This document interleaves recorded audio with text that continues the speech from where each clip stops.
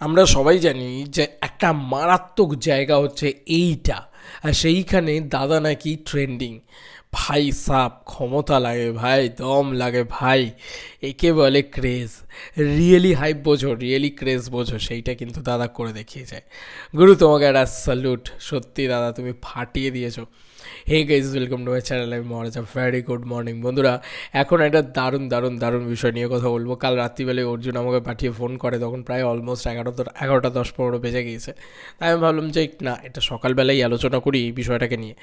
তো এই বিষয়টা হচ্ছে, ইয়েস, এই যে ট্রেন্ডিংয়ের কথায় দাদা ট্রেন্ডিং, এবং দাদা কোথায় ট্রেন্ডিং সেটা সবথেকে বড় কথা। দেখতে পাচ্ছ আগে এই সাইডে দাদার সিনেমার নাম টেক্কা।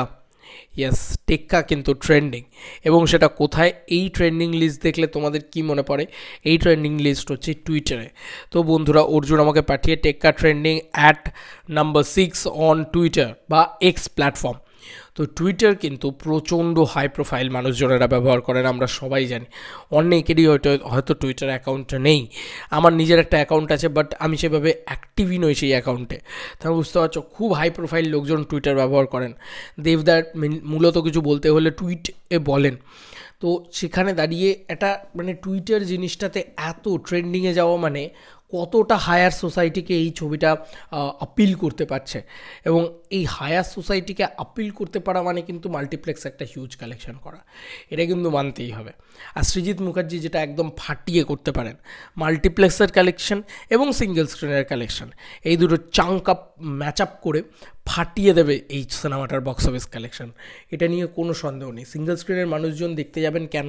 কারণ দেখো, টুইটারের মানুষজনদেরকে যেরকম খুশি করতে পেরেছে, সেরকম এই যে জমাদারের গল্প, এই যে সাফাই কর্মীর গল্প, এই যে একটা ব্রুটাল বোল্ডেস্ট ক্যারেক্টার, ঠিক আছে, যারা দেবকে অপছন্দও করে, যারা ভাবে যে না দেবের সিনেমা দেখতে যাবো না, তারাও বলবে ভাই সৃজিত মুখার্জির cinema, it's 200% Srijit Mukherjee film, তো অবশ্যই দেখতে যেতে হবে। সেই জিনিসটাও কিন্তু কোথাও গিয়ে ওয়ার্ক করবে, ভীষণভাবে ওয়ার্ক করবে, আমার তো কোথাও গিয়ে মনে হচ্ছে।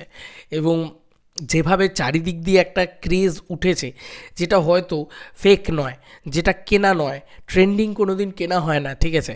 তো যেভাবে চারিদিক দিয়ে একটা উৎসবের মাহল উঠেছে টেক্কাকে ঘিরে, তাতে আমার কোথাও গিয়ে গাট ফিলিং বলছে হয়তো দুর্গাপুজো বিজয়ী টেক্কাই হবে। কারণ সৃজিত দেব এবং সৃজিত মুখার্জি 100% পুজো রেকর্ড, দেবদার একটা হিউজ ট্র্যাক রেকর্ড, এখন 9টা ছবি পর হিট।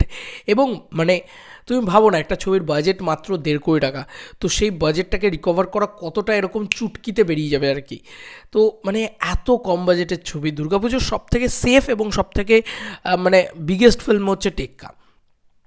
তো এই সিনেমাটা আলাদা লেভেলের কিছু ব্যবসা করতে চলেছে, এটা এখন থেকেই বলে দিচ্ছে, এটা আমার মন বলছে। তোমাদের কার কি মতামত এন্টায়ার ভিডিওটাকে নিয়ে জানিও কমেন্ট সেকশনে। চলো বন্ধুরা, নতুন কোনো ভিডিওতে দেখা হবে, বাই।